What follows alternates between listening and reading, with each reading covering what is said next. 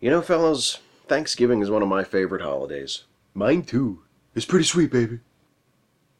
The food, the family, the good friends. But there's still one thing missing. The only thing that could make this day any better. Narcotics? No. Pumpkin pie with Cool Whip? Well, that's coming later. Revenge? Not on this day. Volunteering at a soup kitchen so the less fortunate can share in the warmth of the holiday?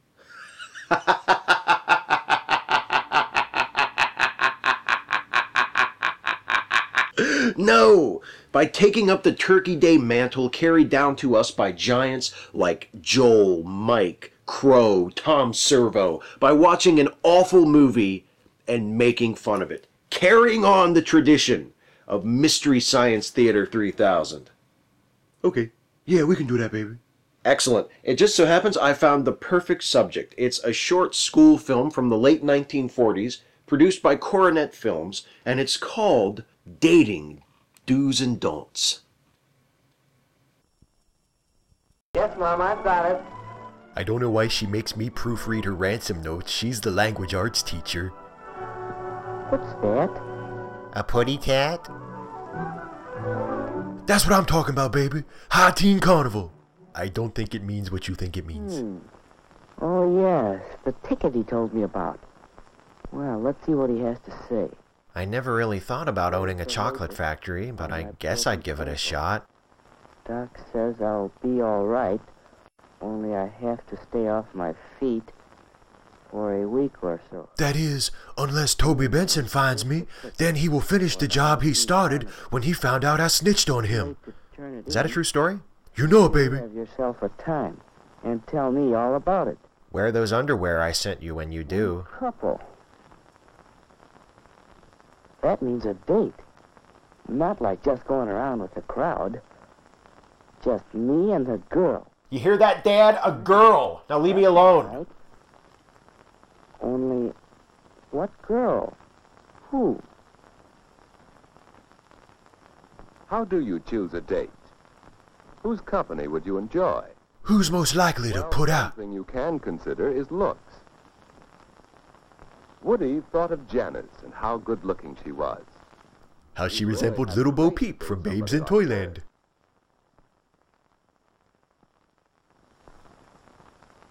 Yes, he'd enjoy that. Except, well, it's too bad Janice always acts so superior and bored. She'd make a fellow feel awkward and inferior. She finds me repulsive, just like a woman. Well, perhaps someone who doesn't feel superior. There's Betty. Maybe her self-esteem is low enough. Doesn't seem as if she'd be much fun. Well, damn, give her a chance, baby. What about Anne? She knows how to have a good time and how to make the fellow with her relax, have fun too. She knows how this game is supposed to be played. Yes, that's what a boy likes. He wants to know he's appreciated. Anne would be fun on a date. She's what's known as a chill girl. They tow into that cotton candy like raccoons. Anne for this first date. But just how should he ask her? And what if she refused? Should he commit suicide or murder-suicide? Asking for that first date. Well, Woody, hi. Hi, Ed. What you doing? Just thinking. Don't work too hard. Okay, Dad.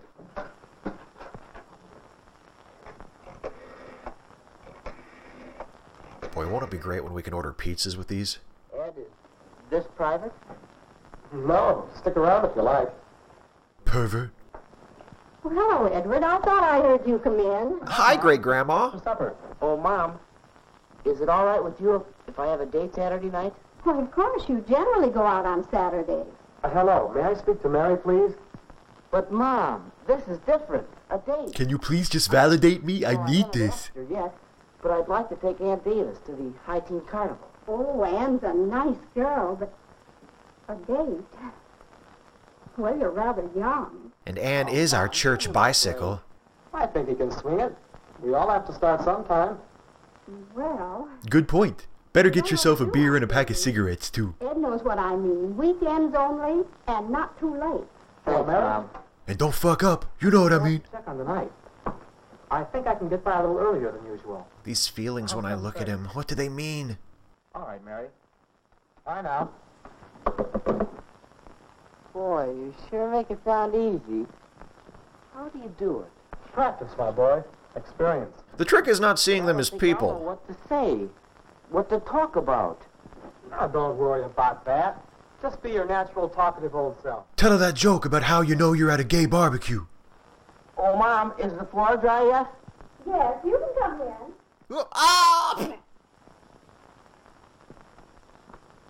All right, now, concentrate. You remember how to use one of these things.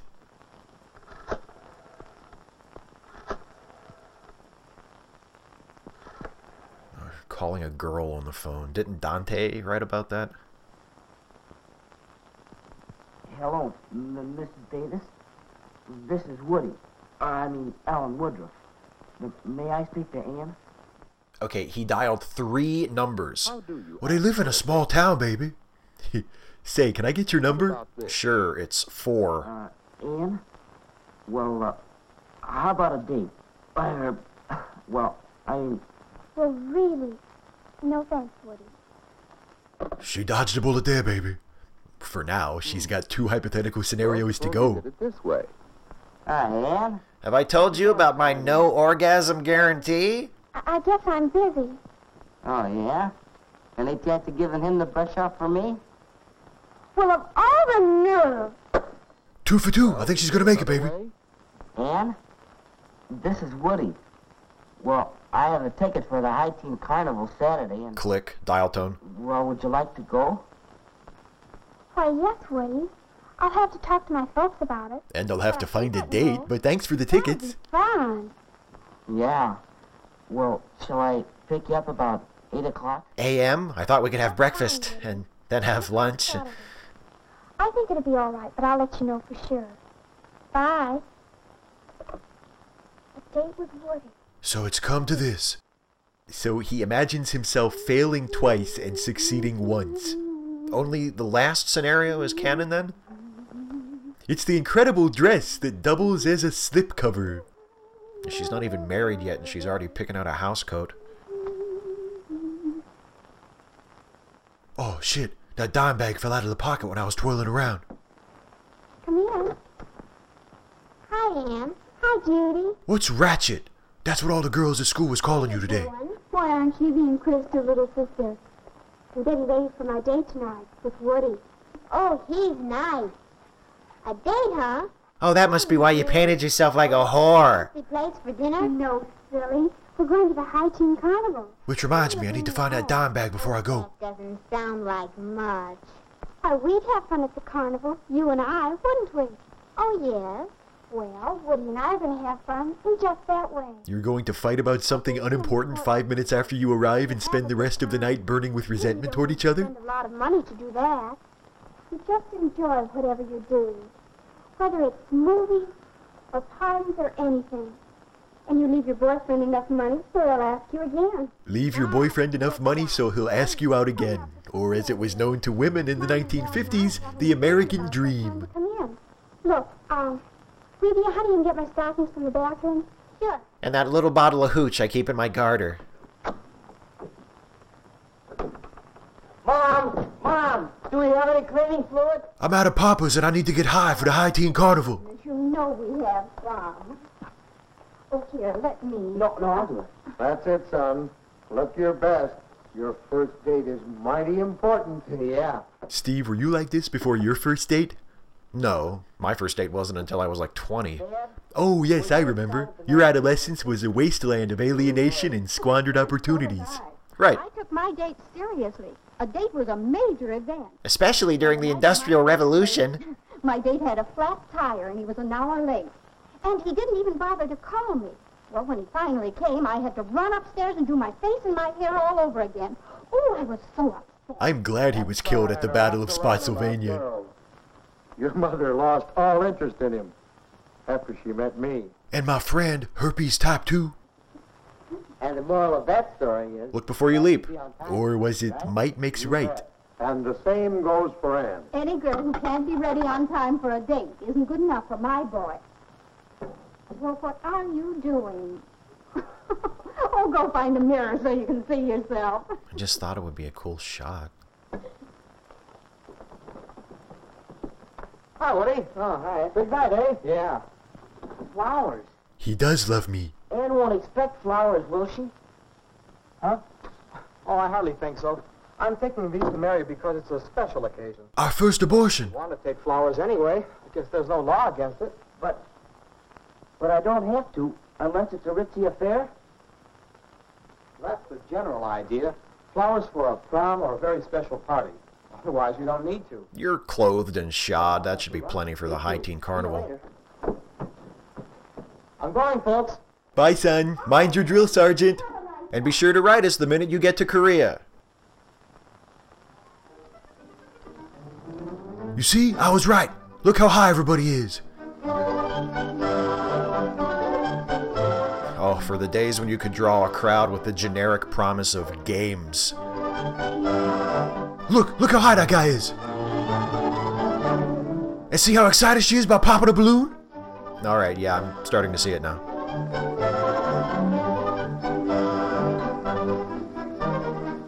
I see a loveless, inescapable marriage in your future.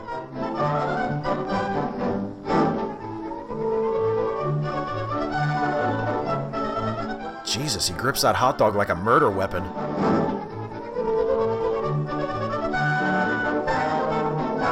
Oh, here comes Woody and Ann. Let's get out of here before they try to talk to us. Come on, Ann. I saved you a seat. Won't you join me for a hot dog and a cup of pop? She eats that hot dog like a true lady, baby. Looks like somebody turned the lights out. This concludes the High Teen Carnival of 1949. Please return to your tract homes in an orderly manner. Well, it's the time Anne had set for getting home. 8:30. And now, good night. The end of a perfect evening. Well, an evening. But how do you say good night? Bonne nuit. No, it's good nighto. Perhaps Don't, please. But Anne,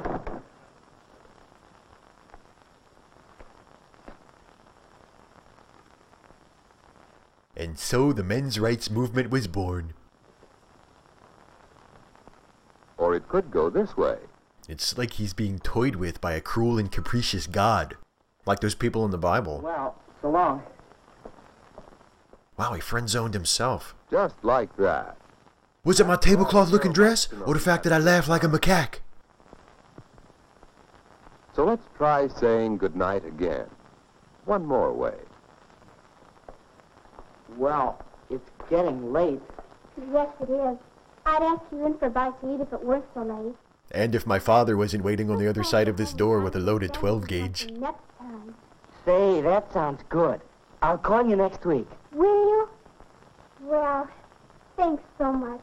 I had loads of fun. So did I. Good night, Woody. Night, Ann. Will you please marry me? Oh, damn it, I blew it. So, the right way to say goodnight is to have everything work out just the way you want it to first? Sadly, Anne overheard Woody's maniacal whistling as he walked away and canceled their second date. Woody was apprehended on his way home by police and tried for the crime of aggravated public masturbation. In a moment, the results of that trial. So what do you think became of our pal Woody there? I think the answer is obvious. He grew up to prosper both socially and financially because whenever he was faced with an important decision, he lived out 3 possible outcomes. 2 where he screwed things up somehow, and 1 where everything went exactly his way. Sure seems likely after what we just watched, doesn't it? What about you, Toby Benson? I think the narrator abandons him after the end of this movie, baby. Left to make his own decisions, Woody joins the army, gets shipped off to Korea, and dies alone and frozen in the snow thousands of miles from home. Okay.